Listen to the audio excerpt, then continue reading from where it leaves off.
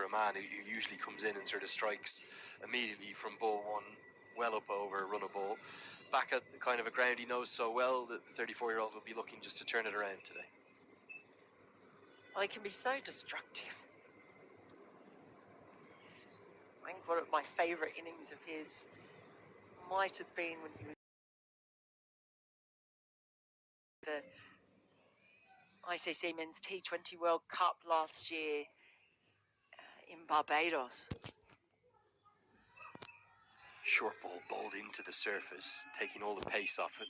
KC's been excellent today. If you're wondering the kind of impact that Michael Leask has, we saw a big piece of news earlier in the day. Today, Glenn Maxwell retiring from ODI cricket, which is sad to see. The only person that strikes at higher than Maxwell in ODI cricket in history is Andre Russell. Russell had a frankly ludicrous 130 in the ODI game.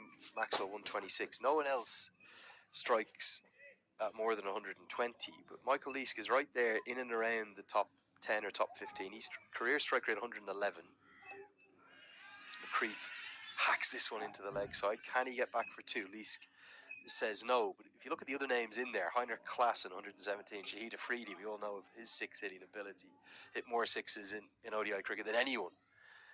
Michael Bracewell, Joss Butler, Phil Salt, Yusuf Pathan, and then Michael Leask is right there, thereabouts. It's the kind of calibre of impact that he can have on games. Yeah, he really does have that kind of impact. I know that he's the sort of player that a lot of the test playing nations, when it's come to World Cups, they will look at Michael Leask, knowing how destructive he can be.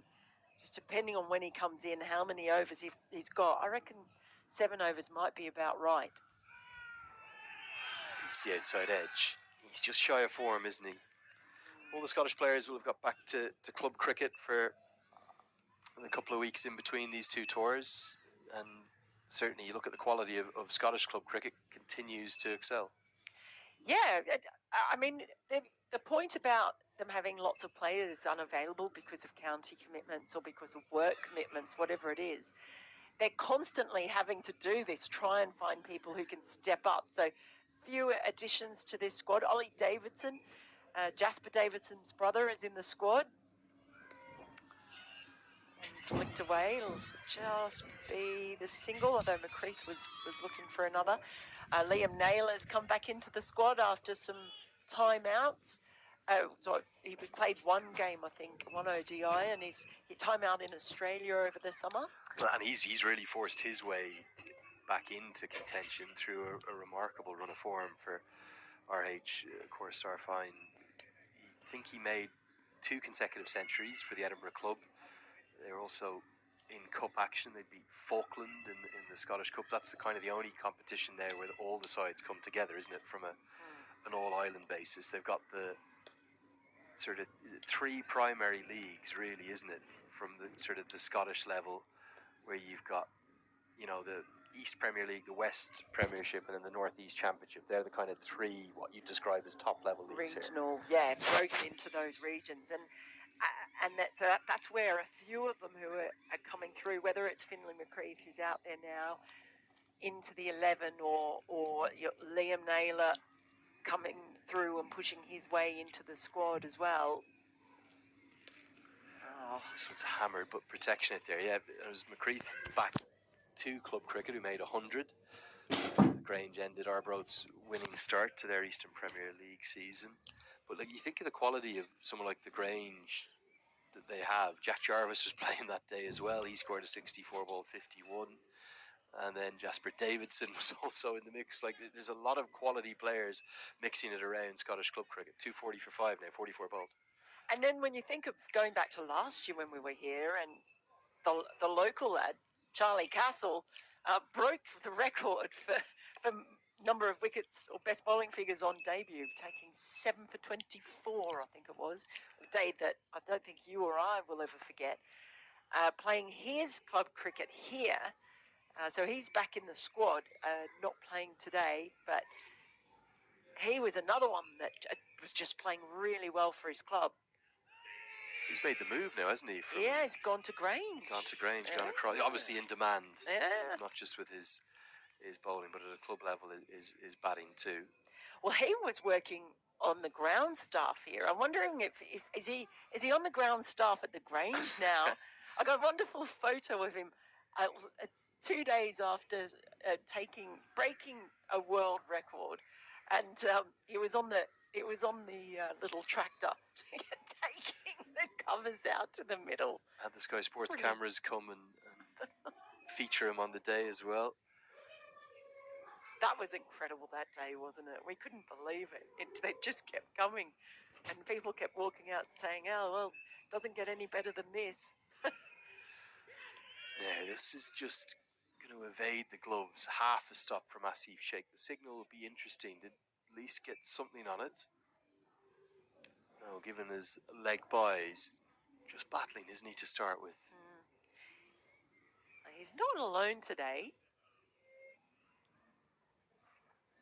I think probably George Munsey was the only batter in this lineup so far who just walked out to the middle and started scoring.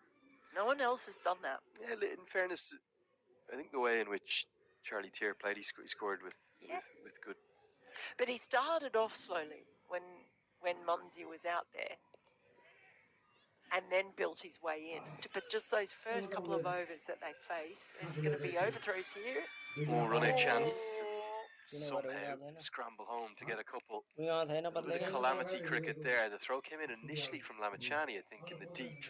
Somehow it ended up all the way over with Gulshan Jah on the far side of the pitch, and they scrambled back for a very quickly dashed overthrow. They do get two in the end.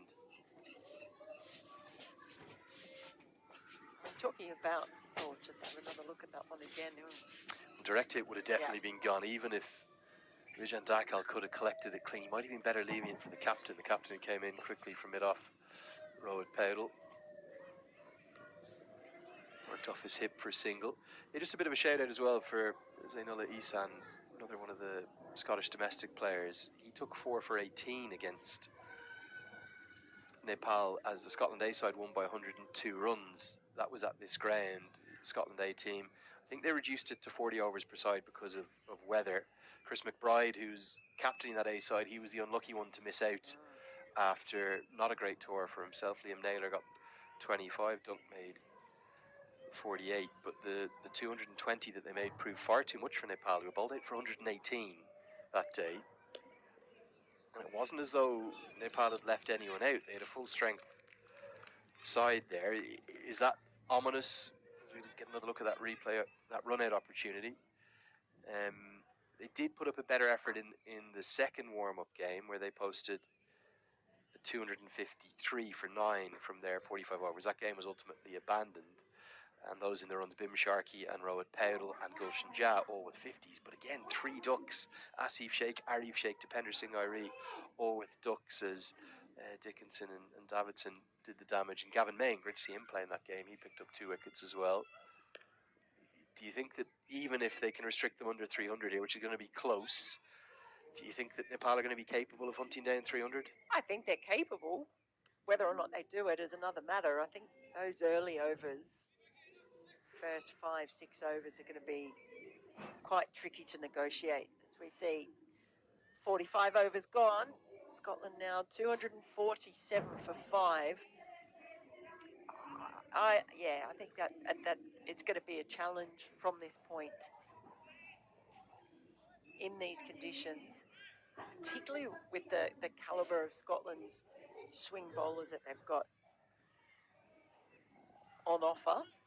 Experience of Safian Sharif as well. He tends to be very economical. And Brandon McMullen can be just such a strike weapon with that swing. No Brad Curry. Karen KC returns the attack for his final over. 10th and final being the pick of the attack for me. Yeah, I think the absence of Brad Curry will give Nepal a real chance in this chase, whatever they end up chasing. He's been the one who's consistently taken wickets again and again and again. They don't have the X factor or pace of Chris Soul or Gavin Main right now. They don't have Brad Wheel, who's down in county cricket. Josh Davey plays very, very infrequently. at the moment. For Scotland, they don't have the two batters, of course, Michael Jones or Andrew Mead, also down with their counties. So they're really relying upon what I would describe as a bit of a workman-like attack right now. As Lees pumps this down the ground, flop bats it for 6. What an audacious stroke that is. There he is. There he is. That is classic Michael Lees. If I was talking before about Richie Berrington having hot spots square of the wicket, Michael Lees loves to hit it down the ground in the V. That is where he loves to score his runs, and that was a terrific shot. This is why we don't see Karen Casey tend to bowl at the death. What will he go to? Suspect it could be pace off, may go into the surface again. Instead he goes at a good length and driven for a single. The challenge for Powell is that if he doesn't have those natural death options, having Ridgen Dackle on the side gives him a bit more. And the fact that he hasn't gone to Dipender Singh Airi, it's just difficult to manage these last 10 overs, isn't it? It is, and especially, I did say Michael Lees coming out with, with about 7 overs to go is possibly around a sweet spot for him in some ways. And if he plays many more shots like that last one. This one's guided away over the offside. Gulshan Jha will have to chase a long way. Can Lees get 3? He'd love to get back on strike, but no is the loud call. And just as well, fine throw from the deep. That would have been a certain run out. Excellent work from Gulshan Jha. We've been talking about Michael Lees, but I think this is quite interesting now for McCreath because, as you said, he's made 3 scores in the 30s in the Netherlands, so making contributions and then getting out. Well, he's on 39 now, and he's got the opportunity with Lees to actually show he can go up that gear for Scotland, and I think that would be a real boon for them. They feel they can strengthen their middle order with him. Oh, he tried to give that one everything.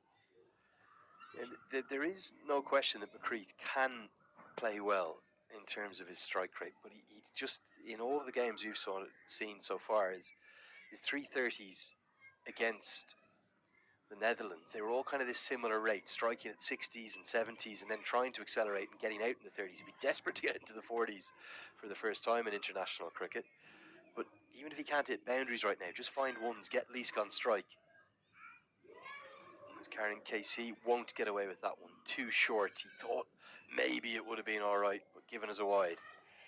And that's it, isn't it? It's finding the way to bat for the partnership as well. You see Lees hammer it down the ground for 6, and McCreath undoubtedly would like to be getting those big scoring shots, but yeah, that's sometimes just the drop and run, the quick single if it's there. They're trying to starve him by bowling wide of off stump.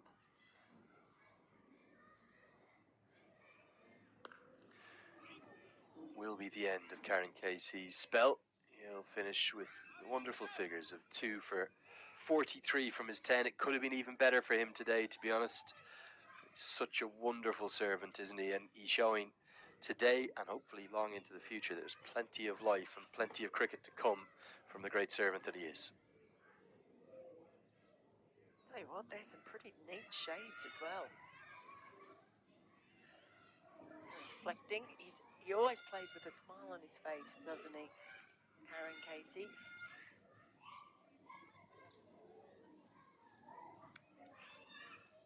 But McCreath getting that single at the end of the over means that he is on strike again, leaving Michael Lees standing there. I reckon chopping a bit to get up the other end.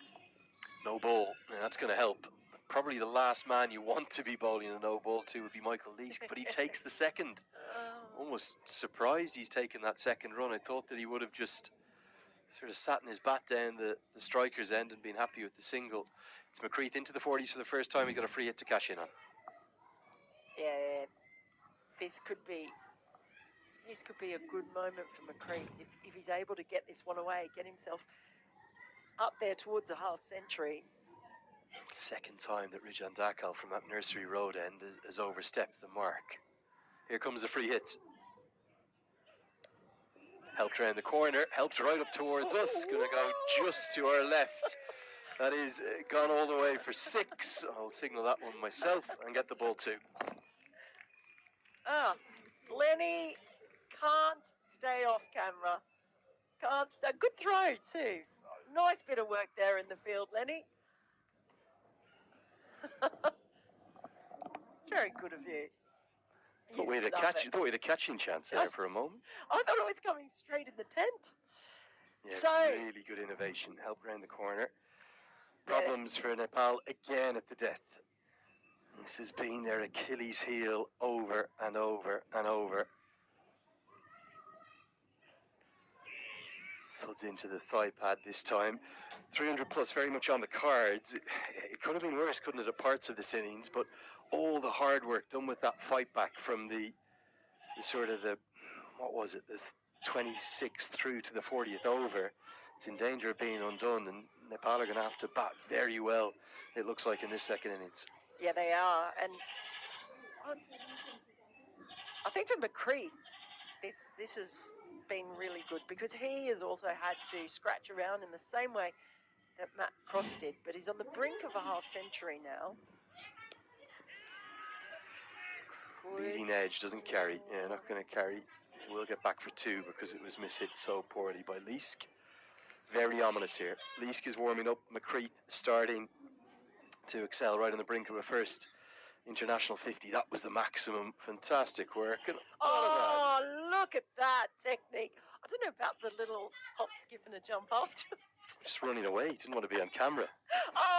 Face for radio. Face for radio.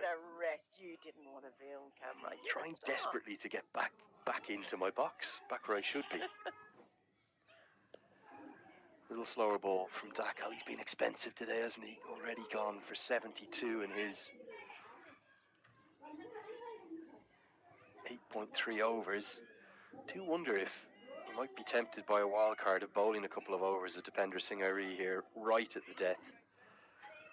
Probably more likely he'll turn to Gulshan Jha, I'd imagine.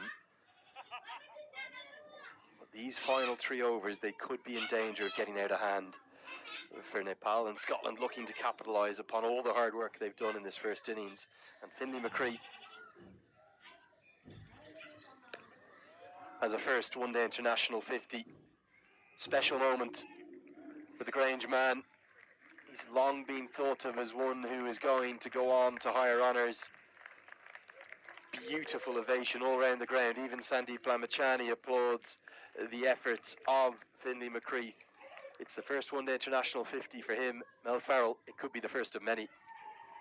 Yeah, the age of 26. When you look back at his involvement in the under-19 setup for a while and then forcing his way in through really weight of runs and getting a few scores in the 30s.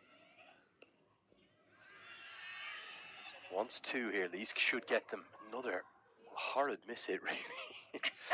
Complete leading edge, but he'll get to 16 off 10. 3 to go. 275 for 5. Just had a message from a friend in Nepal. I won't name them because they won't want to be named. And he said, "Good throw, Lenny. You got your hands on the ball before Dipender Singh Airi did." Quite enjoy.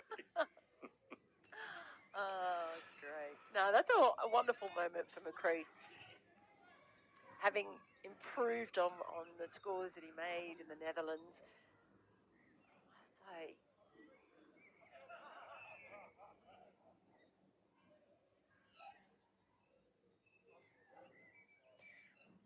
we've just had a bit of a disaster here because Lenny doesn't drink coffee and I've been given the tea and he's been given the coffee. It's that cold, we're going to need plenty of it but as well. But that's all right, you've got my... Sampal Kami, it's going to be to bowl overs 48 and 50. It looks like no Gulshan Jha. Means Rijan Dakal will have to end out at the other end. Leave your disposable T20 World Cup cup to you. No, that's got tea in it. I'm going to pass. I'm going to pass. I'm okay. We'll wait for lunch. Nearly at lunch. 3 overs to go. Oh, all right. Scotland hunting down 300 plus. The Nepal fans have been a touch subdued. get a message as well from Ashish, who was talking about the Panche Bhaja, which is that musical band. As McCreath hacks this into the leg side, wants two again, should get it. And he's telling me, hold on, Mel, he's telling me that I should know what Panche Bhaja means, because I was speculating, was it 5, 6 or 7 instruments? Because it does, when you see them turn up at the grounds in particular, it's never just 5, you know, there's dozens of instruments, but there's 5 different types of instruments. He says I should have known that because I should know that Panche means 5 and Bhaja means instrument. But he does want me again to pronounce all 5 of them. So it's Narsinga, Sahanai, Dolak, Damaha and Tiamko. So yeah, beautiful noise being given to us. As that one thuds into probably the back shoulder. And you suspect that when Nepal bat, those Panche Bhaja instruments will start to make some noise again. They've just been subdued for the moment. Yeah, they were going great guns around the time that Karen Casey took a couple of wickets. And, we had I don't know what you call the procession or the line. That's what you need to find out. Is there actually a name for it? But they have been a bit quiet now for a little while. It's just this score looking like it's going to get up above that 300 mark. Again, clothed by Michael Leask. Plenty of different famous dances, Dimal and Maruni and Lake in Nepal. I think that's just the Panche Bhaja conga line or whatever you want to call it. A few of the Nepal fans are disappearing off for lunch, time for a momo or two, I suspect. Oh, Would love a momo now, I'll tell you. I love momos. Might have to go for the soup momo on a day like today with the coldness. Another one mistimed. Cami doing a good job here at the death. Yeah, this is good over. I first had momos in India, in McLeod Ganj, up Dharamshala way, and went to the same vendor every day on the street and just said, give me all of them. Give me all your momos. The funny thing about Nepali food, wherever you go in, whether it's in Kathmandu in the capital city or Lalitpur next to it, where there's so many of the very best restaurants, there's such a lovely fusion to their food. There's some Chinese influences as well. You get some Indian influences to aspect of it, but it's totally unique. This one's smoked into the leg side. Least, if anything, guilty of overhitting. 48 bowled. It is 281 for 5. But all the food is so good, isn't it? And it's so fresh, and it's always cooked with. Get a lot of home cooking there too, with wonderful care and attention. And all you got to do is find one of those lovely Nepalese drinks, whether it's a beer or a whiskey or a soft drink to go with it, and you're in good shape. So there were 2 obsessions that I had that were bordering on unhealthy. When I was out dinner every day, is it tukpa, the soup? Yeah, tupa. And momos. I don't think I can actually describe to you how strong my love for momos is. You've got to remember, Mel, you'll upset a few people. It's not momos. Oh, sorry, Momo. Momo. There's no plural. Sorry. Yeah, so your love for Momo, that can be extreme, but not plural. Again, guilty of overhitting. The slower balls, Leask is not picking up from Rijan Dakal. He's going to bowl his full 10 over allocation here. Will be the most expensive of the bowlers, but this is a critical final over from the Nursery Road end. Under 300, even from a kind of mental standpoint, would be a big achievement from the Nepal bowling group. Yeah, it would. I mean, the funny thing is about Leask, he's not timing it at all, apart from we did see 1-6 launch down the ground, but he still managed to get to 18 off 14. And that's the thing about him, he is clothing it, he's hacking it, but he's still getting there. Oh. Gets this one pretty well, but it's a long boundary down there. It's juggled and taken. And it's an excellent grab from Bim Sharkey, who says that is out. He makes the umpire's decision for him. He's done ever so well here. He's taken it. He's initially juggled it, then held on. He's had to go outside the rope, just tossed it up. He's made it look ever so simple. And a moment of magic from the man they call the Nepali Jonty. It's Bim Sharkey with an excellent effort. Well, just having a look here, that is incredible stuff. Just a pole getting in the way there. And Leask, well, It was pretty scratchy from him. Still scoring at a pretty good strike rate, but went for the big hoik down the ground and just couldn't quite get enough on it. Might have held up in the wind as well. What a fantastic catch that was in the end. He was right foot in, right foot out, doing the hokey pokey and shaking it all about. Well, it looked really close. I want to see if we can see it once more. I know we had a pole up there in our scaffolding, but just wonder, was he very close to being over the rope with contact with the ball in his hands? He was immediate, and it's such an honest group, this Nepalese group. They play with a wonderful spirit of cricket. Remember, of course, Asif Sheikh, an ICC Spirit of Cricket Award winner. Mark Watt will come to the crease. We'll see if we can get that replay to you again. Good length from Rajan Dakal. Again, that extra bounce as well as Watt tried to advance down the pitch.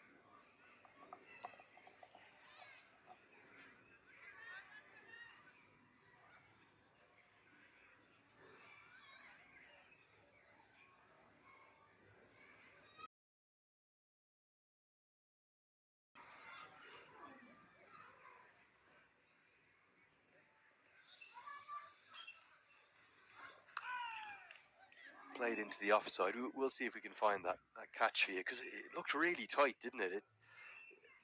Sharkey was convinced, though, he did enough to stay inside. So he's taking the catch there. He's still inside the rope, juggles it. That's the point there where I wonder, is his left foot down?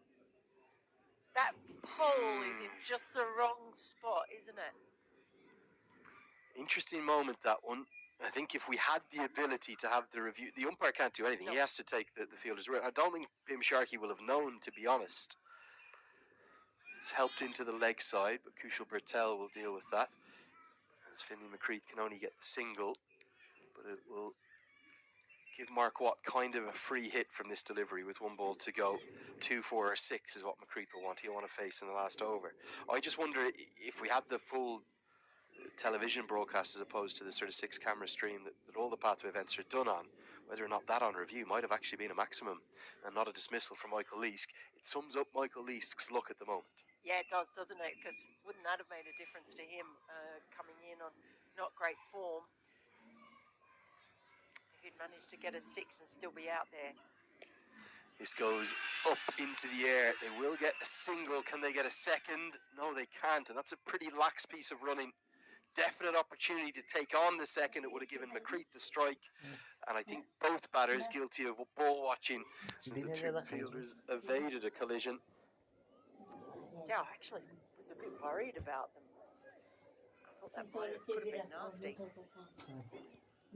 But there definitely could have been a second run in there, and that's a little bit frustrating. So, although Scotland still might make, well, only with a really big over will they make 300 now. So that wicket of Leask, that call of whether it was 6 or out, might be rather significant as to where they finish here.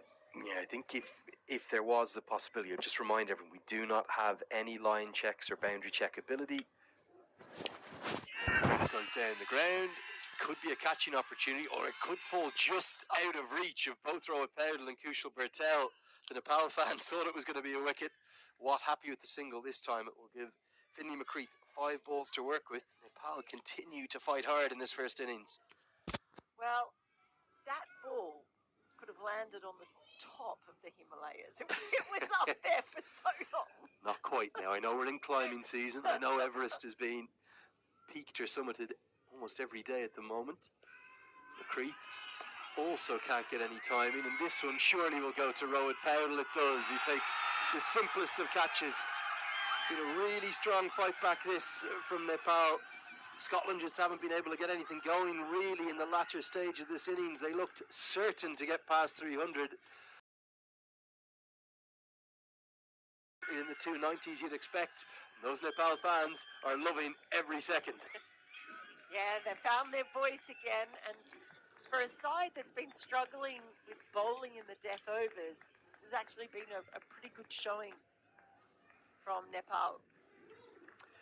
Good innings from Finlay McCreath, his first 50. just didn't quite get it where he wanted. Probably looking to go over. Long on, it skewed off an outside edge instead. Good catch. He's such a fine fielder. His row of Powell, often it's Dipendra Singh Airi and Kushal Patel and Bim Sharkey who hit the headlines as the best fielders, but Powell is just as good as all of them. And the man who recently, you won't believe this, Mel, he was delayed in coming for this tour of the UK because he was finishing his grade 12 exams, because he wants to go on and do an undergraduate degree at some point, so he needed to complete them. I think they went well. He's a very bright young man. I've no doubt that he'll have got what he needed to in those. So he's delayed coming out here. He takes the catch. It brings Jack Jarvis to the crease. 4 balls left. What can he come up with? Worked into the offside for a single. Nepal will be really pleased with this fight back, won't they? Remember, at the halfway stage, you looked at it and you thought, well, 300 plus is an absolute banker, because they were 156 for 2 and cruising. But ever since then, Nepal have fought back brilliantly well. Yeah, they have. They've done a really good job.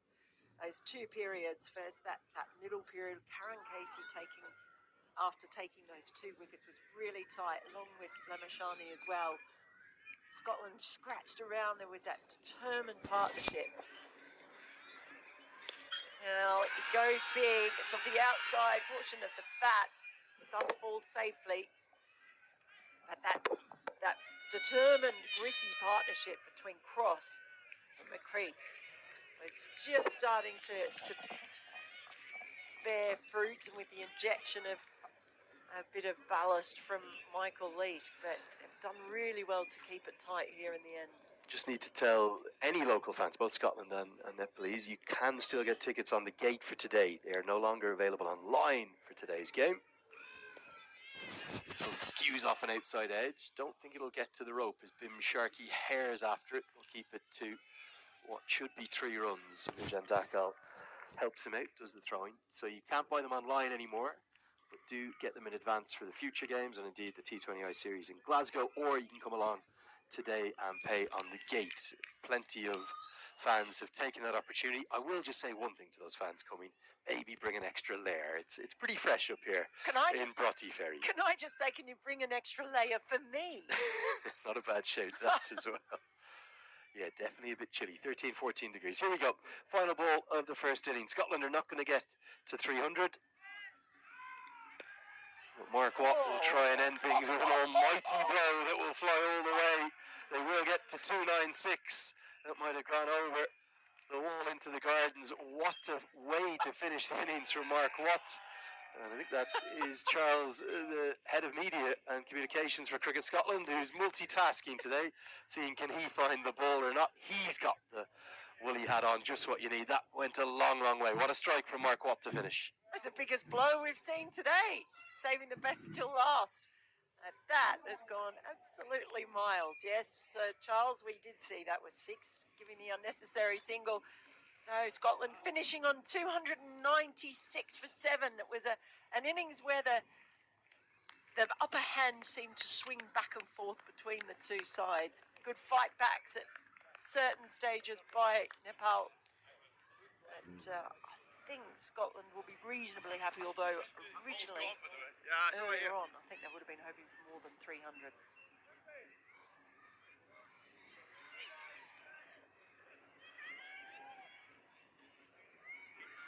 It'll wrap up our coverage from the first innings as well. We'll just get a quick look at the cards before we leave you. You can see here it was an innings that was built around 50s from Charlie Tier, a career best for him, and also a career best for Finlay McCreath, who batted really nicely for his 55. Plenty of contributions too throughout the order. Barrington made 40 and Matthew Cross made 39. But it was a stirring fight back from Nepal's bowlers that was really the story of the second half of the first innings. Karen Casey led the way in particular, but there was 2 wickets apiece for Rajan Dakal and Sampal Kami as well, although both were pretty expensive, although Sandeep Lamachand